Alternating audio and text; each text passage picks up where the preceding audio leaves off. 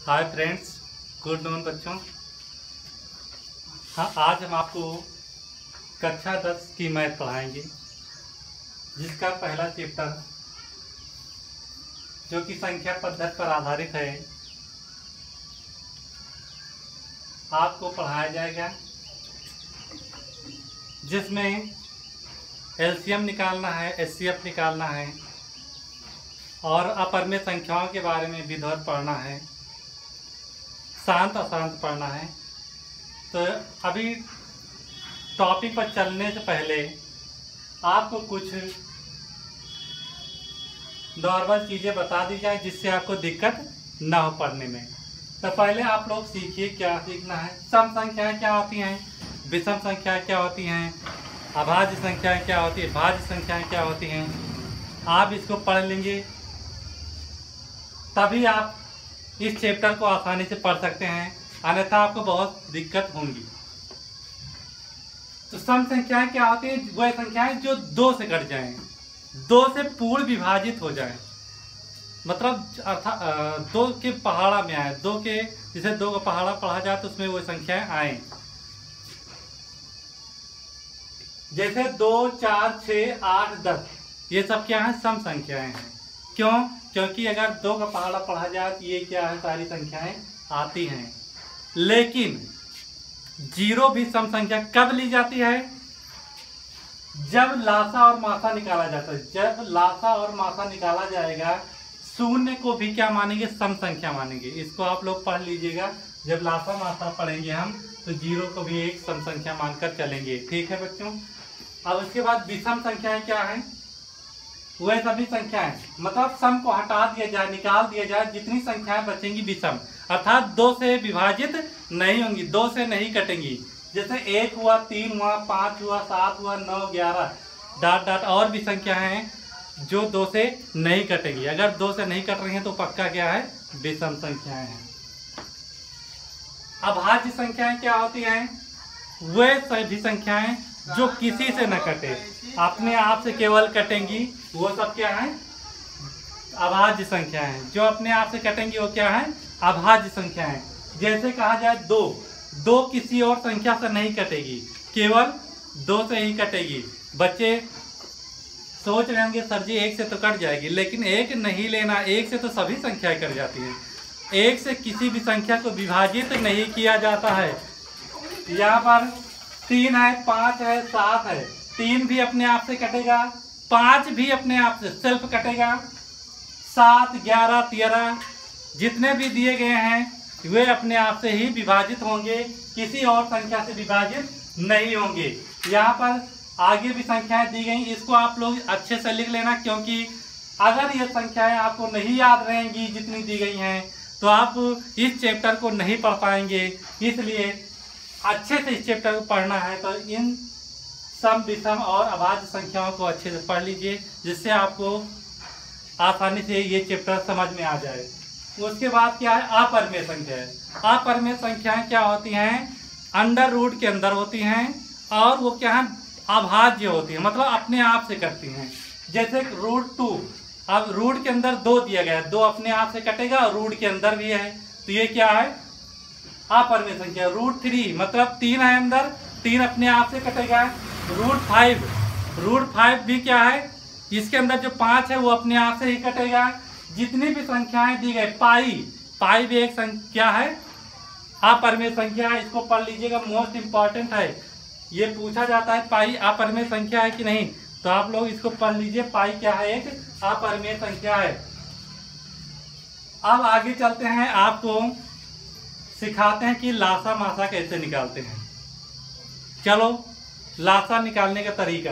लासा निकालने से पहले आपको सम और विषम पता होना चाहिए, क्योंकि आप किसी भी संख्या से किसी को डिवाइड नहीं कर सकते हैं। यहाँ पर सम और विषम के आधार पर हम अभाज्य संख्याओं से ही लासा मासा निकालेंगे, और किसी संख्या का यूज करोगे, बड़ी संख्या का यूज करके डिवाइड कर दोगे तो क्या है? ये सवाल गलत हो जाएगा और 0 मार्क मिलेगा आपको। चलो देखते हैं। जैसे यहाँ पर दिया जाए 30, अब 30 को डिवाइड करना है आपको अर्थात एलसीएम निकालना है 30 का। तो बच्चे क्या सोचते हैं, 6 से काट देते हैं, ये 5 है, 5 छंग 30 और 6 से काट दिए 6 एकम 6। ये गलत है, इसको पहले चेक करते हैं हम। यहाँ पे 30 दिया गया है, कोई भी संख्या अगर लासा निकालने जा रहे हैं तो उसकी आखिरी संख्या चेक करना जरूरी है। तो यहाँ पर आखिरी संख्या क्या है, सम है कि विषम। अब देखिए 0, 0 किसमें आएगा, लासा मासा निकालते समय 0 को भी सम मानते हैं। तो 0 क्या है, सम। अगर सम आता है तो याद कर लीजिए कि लास्ट में यदि किसी संख्या के अंत में, किसी संख्या के अंत में सम आता है, सम आता है तो केवल उसे 2 से विभाजित करेंगे, 2 से विभाजित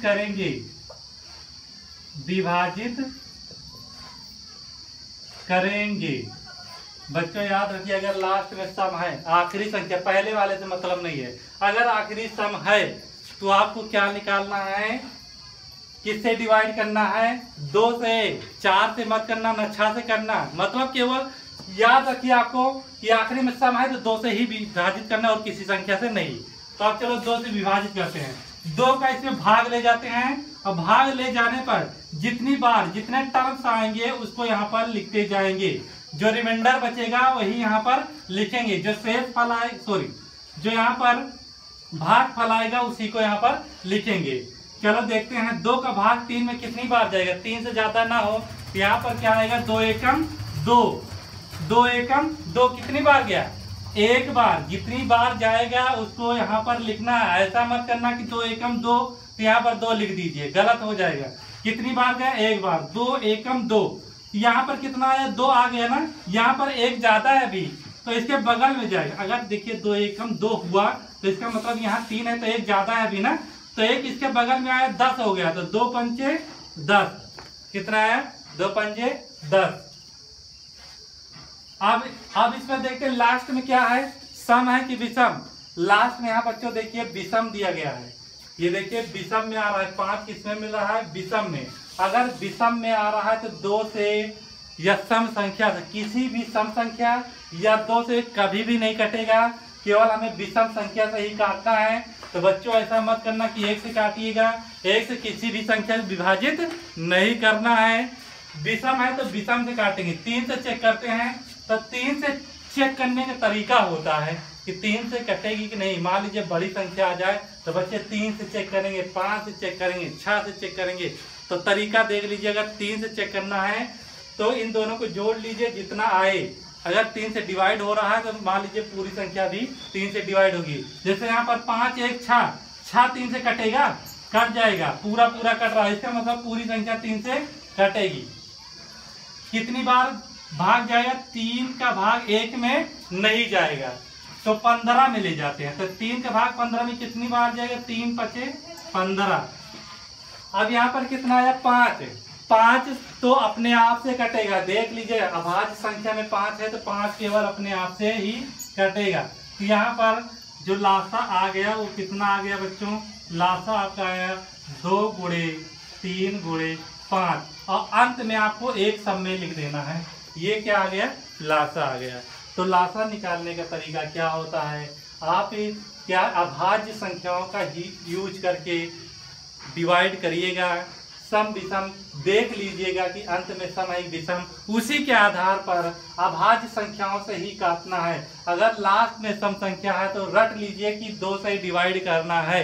अगर लास्ट में विषम संख्या है तो आप इससे किसी से भी चेक कर सकते हैं। ये आ गए बच्चों। अब इसी क्रम में हम दूसरा सवाल लेते हैं, इसको देखते हैं ये किस तरह लगेगा। मान लेते हैं यहाँ पर दिया गया है, यहाँ पर मान लेते हैं कि 98 दिया गया है। अब 98 को हमें डिवाइड करना है। चलो देखते हैं लास्ट में, पहले देखते हैं तो डिवाइड करने लासा निकालते समय पहले लास्ट में हम देखेंगे लास्ट में सम है कि विषम। लास्ट में 8 दिख रहा है आपको, सम है। लास्ट में अगर सम आया तो 2 से ही डिवाइड करना है। तो 2 से डिवाइड करेंगे, 2 का भाग 9 में कितनी बार जाएगा, 9 से ज्यादा ना हो, तो 2 चौका 8 है, 2 चौका 8, इसके स्थान पे कितना आया 8 है, मतलब अभी एक ज्यादा है तो ज्यादा है तो इसके बगल जाएगा, तो कितना हो जाएगा 18, पहले भाग कर दीजिए, 2 चौका 8, 4 बार गया ना, 2 चौका 8, 4 बार गया, 4 यहाँ लिखिए, अब 8 मतलब आया ना, एक ज्यादा है तो इसके बगल गया तो 18 हो गया, 2 9 18। अब देखिए अंत में क्या दिए गए 9, 9 क्या है सामयिक विषम, 9 विषम में मिल रहा है बच्चों, तो विषम में मिल रहा है तो 2 से नहीं काटना है, ना किसी सम संख्या से काटना है, इसमें 2 को छोड़ दीजिए और किसी से चेक कीजिए कटेगा कि नहीं कटेगा। तो 3 से चेक करने का तरीका क्या होता है, दोनों को जोड़िए, कितना आएगा 9 4 13, और 13 कभी 3 से नहीं कटता है, तो ये भी गया, 3 का काम खत्म, 3 से डिवाइड नहीं होगा। 5 से चेक करते हैं, 5 संख्याएं कब कटेंगी, जब अंत में 5 हो, अगर लास्ट में 5 है तभी 5 से काट सकते हो, अन्यथा नहीं, तो 5 से भी नहीं कटेगा। 7 से चेक करते हैं, 7 का भाग कीजिए, 7 7 49, फिर 7 से 7 एकम 7, अब यहाँ पर देखिए लासा कितना आ गया, लासा आ गया 2 गुणे 7 गुणे 7 गुणे 1। बच्चों इसको आप लोग पढ़ लीजिएगा। अब आपको कल अगला वीडियो जो पढ़ाया जाएगा उसमें क्या है, सारी चीज़ें आपको विधिवत बताई जाएंगी, इसको आप लोग पहले तैयार कर लीजिए जिससे आपको सहायता मिल सके। अगर वीडियो समझ में आ रहा है तो आप लाइक ज़रूर कर दीजिए, कमेंट कीजिए और अपने दोस्तों को चैनल को शेयर कर दीजिए और सब्सक्राइब कर लीजिए, और अपने दोस्तों को भी सब्सक्राइब करवाएं जिससे आपको मोटिफाई मिल सके और आप नोट्स बना सकें और मैथ को अच्छे से तैयार कर सकें। जय हिंद।